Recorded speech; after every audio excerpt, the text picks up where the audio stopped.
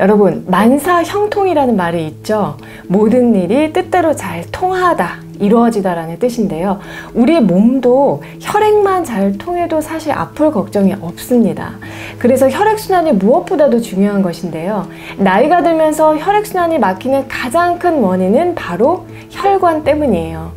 혈관이 좁아지고 막히고 딱딱하게 되는 이 혈관의 노화가 만병의 시작인데, 이러한 혈관의 노화는 사실 이 생활 습관에서 비롯되는 경우가 굉장히 많습니다.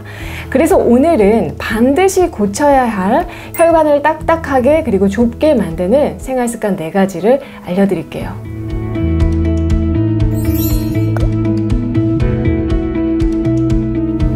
안녕하세요. 정세현 한의사 라이프 레시피 정나래입니다. 혈관이 딱딱하고 좁아지는 가장 큰 이유는요, 이 혈관 벽에 상처와 염증이 반복되기 때문이에요. 피부도 염증이 심하거나 반복적으로 염증이 생기면 후유증으로 이 뚝살 같은 반응이 남고, 또 간도 염증과 치유가 반복이 되면 간 조직이 딱딱하게 섬유화되는 간경화, 즉 간경변이 되는 것처럼 혈관 벽도 흠집이 계속 나면은 혈관 조직이 점점 그 탄성을 잃으면서 딱딱해지는 상태로 변합니다. 아니, 어디 부딪히지도 않았는데 혈관벽에 어떻게 상처가 나지? 하고 의아해 하실 수도 있는데요. 가장 쉽게 혈관벽에 외상을 입히는 원인은 바로 고혈압이에요. 여러분, 물이 흐르는 그 호스를 머릿속에 한번 떠올려 보세요. 물을 세게 틀어서 이 수압이 높아질수록 호스에 많은 압력이 가해지는 것처럼, 혈압이 정상 범위보다 높아지면 혈액이 분출하는 그 강한 압력 때문에 혈관 내막이 쉽게 찢어지거나 아주 미세한 상처들이 많이 날 수 있어요. 대부분은 우리 몸에서 알아서 상처 치유를 하는데, 지속적으로 혈압이 높다면은 끊임없이 염증과 치유가 반복이 될 것이고, 그 사이에 혈관은 점점 탄력성을 잃으면서 딱딱해집니다. 딱딱해지는 것을 경화라고 하는데요. 여러분, 동맥경화라는 말은 많이 들어봤지만 정맥경화라는 말은 좀 생소하시죠? 심장에서 말초로 혈액을 보내는 동맥혈관이 정맥보다는 항상 압이 세게 걸리기 때문에 혈관벽에도 상처가 쉽게 생길 수가 있고, 이 때문에 동맥경화도 쉽게 찾아올 수가 있습니다. 그런데 여기서 끝나는 것이 아니라 이 혈관벽의 자잘한 상처들 중에서 미처 치유되지 못한 것이 있을 때 그 흠집 속으로 혈액 속에 돌아다니던 콜레스테롤, 또 지방 찌꺼기 같은 것들이 들러붙을 수가 있거든요. 그렇게 되면은 죽종 플라크가 생기게 되고요.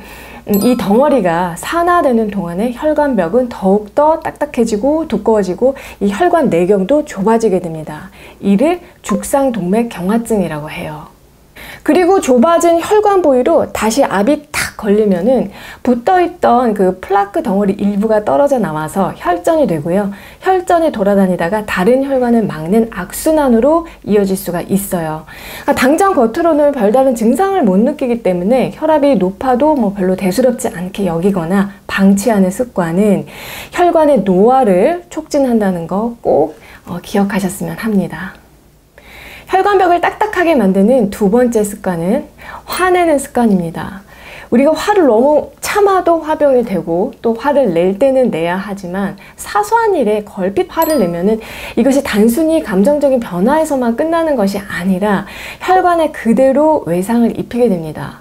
화가 나면은 교감신경이 흥분이 되고요. 부신에서 아드레날린 호르몬이 방출되면서 모세혈관이 수축하기 때문에 혈압이 오르고요. 뿐만 아니라 화가 나면은 막 피가 거꾸로 솟는다고 하잖아요. 분노가 잦으면 특히 위로, 머리 쪽으로 가는 이 경동맥이 딱딱해지는 경동맥 경화가 잘 생길 수가 있어요. 수축기 혈압 140에서 한 180mm 머큐리, 그리고 또는 이완기 혈압 90에서 110mm 머큐리로 고혈압에 해당은 하지만 별다른 치료는 받지 않고 있는 237명을 대상으로 화를 자주 내는 것과 이 혈관 경화에 상관성을 관찰한 실험이 있었는데요.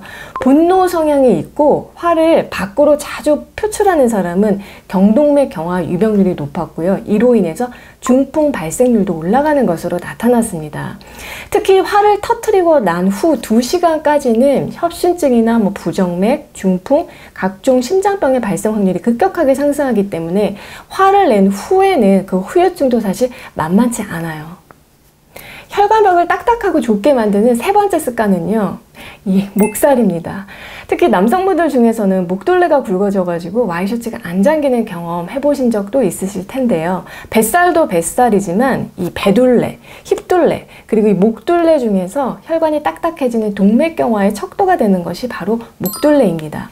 일반적으로 목둘레는 남자의 경우는 36.6cm, 여성은 32.3cm 이상이면은 목 비만으로 진단을 할 수가 있는데, 이 목둘레가 커질수록 HDL 콜레스테롤의 수치가 낮아지고 혈당 수치는 높아집니다.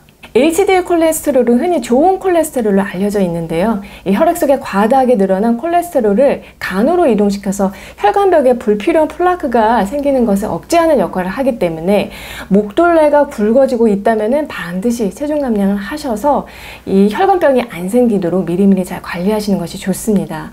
특히 목둘레가 40cm 이상인 사람은 잠자는 동안에 잠시 숨쉬기를 멈추는 수면 무호흡증도 생길 위험이 커지는데요.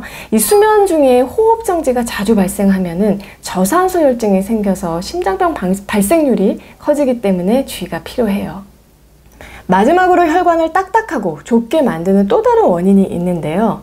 장내 상주균을 굶어 죽이는 식습관입니다. 지난주 영상을 보신 분들은 제가 빅맥 말씀드린 거 기억하시죠? 유산균보다도 더 중요한 것이 우리 장에 살고 있는 장내 상주균이고요. 장내 상주균의 개체수가 많고 또 그 종류가 다양할수록 장이 튼튼한데, 장내 상주균을 먹여 살리려면은 맥을 먹어야 하고, 이 맥에 해당하는 7가지 식품이 뭐다라고 알려드렸어요. 못 보신 분들은 위에 영상에서 자세한 내용 참조해 주시고요. 매일 맥을 섭취해서 다양한 장내 상주균을 먹여 살리는 일은 혈관 건강을 지키는 방법이기도 한데요. 유럽 심장학회지에 발표된 논문을 보면은 중년 여성 617명을 대상으로 한 실험에서 이 장내 미생물 군집의 다양성과 여성의 동맥경화는 반비례하는 것으로 나타났습니다. 미생물 균총의 종류가 다양할수록 혈관도 부드럽고 유연하다는 얘기인데요. 이거는 제 생각입니다만은, 위에서 지금까지 말씀드리는 다른 습관들은 직접적으로 혈관에 상처를 내고 손상을 일으키는 요인이라면은, 이 장내의 다양한 미생물들은 신체의 대사 기능을 조절해서 혈관벽의 상처 치유에 도움을 주는 것 같아요. 그 기전에 대해서는 더 연구가 필요하겠지만, 여기서 우리가 배워야 할 것은 혈압이 그렇게 높지도 않고 또 동맥경화를 일으킬 만한 특별한 소인이 없는 여성이나 젊은 연령층의 경우에도 장 건강이 부실하면은 혈관이 딱딱해질 수 있다는 거예요. 오늘 내용을 토대로 혈관을 매끄럽고 깨끗하고 또 유연하게 하는 데 필요한 생활 습관을 정리해서 말씀드리면은, 자, 첫 번째, 혈압 관리를 잘하고, 두 번째, 사소한 일에 화내지 않고, 또 세 번째, 목둘레를 키우지 않고, 네 번째, 장내 상주균을 잘 먹여 살리는 습관입니다. 당분간 혈관 관리에 대한 내용을 계속 이어갈 예정이기 때문에 평상시에 이 혈관 건강을 어떻게 지켜야 할지 막막했던 분들이 있다면 계속 시청해 주시면 좋을 것 같고요. 저는 또 다음에 좋은 내용으로 찾아뵐게요.